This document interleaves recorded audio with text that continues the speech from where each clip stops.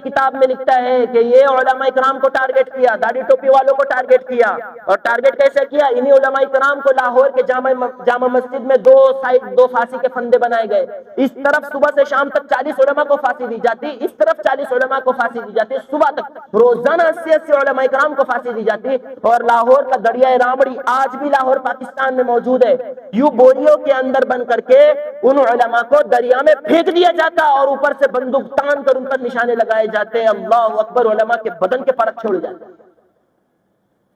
Mister Thomson تو کہتا ہے کہ 40 علماء اکرام کو سور کی چربی نکالتے، چونکہ انگریز آج بھی جو گورا ہے، انگریز یہ سور کھاتا ہے، خنزیر کھاتا ہے، انگریز کہتا ہے کہ سور کی چربی میں ان علماء اکرام کو بند کرتے، وہ چربی کا گولا اٹھا کر کے آگ کے جلتے ہوئے انگاروں پر رکھتے، وہ کوئلہ بن جاتے اور بھونے جاتے۔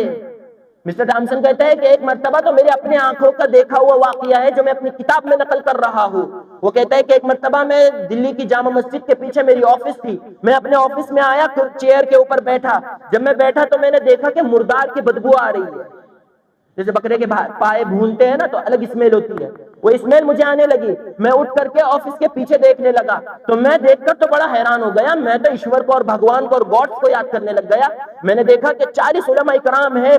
پورے کپڑے اتارے ہوئے ہیں، اور ان علماء کرام کو آگ کے جلتے ہوئے انگاروں پر ڈال دیا گیا، اور دوسرے 40 کھڑے ہیں، ان سے انگریز یہ کہہ رہے ہیں کہ مولویوں صرف اتنا کہہ دو کہ 1857 کی جنگ آزادی میں ہم شریک نہیں تھے، ہم تمہاری جان چھوڑ دیں گے، ہم تمہیں کوئی تکلیف نہیں پہنچائیں گے۔ لیکن مسٹر ٹامسن کہتا ہے مجھے پیدا کرنے والے کی قسم، مجھے گاڈ کی قسم، پہلے 40 بھی کوئلہ بن گئے، لیکن دوسرے والے 40 بھی، ان میں سے ایک بھی ایسا نہیں تھا جو انگریز کے سامنے سر جھکا دے۔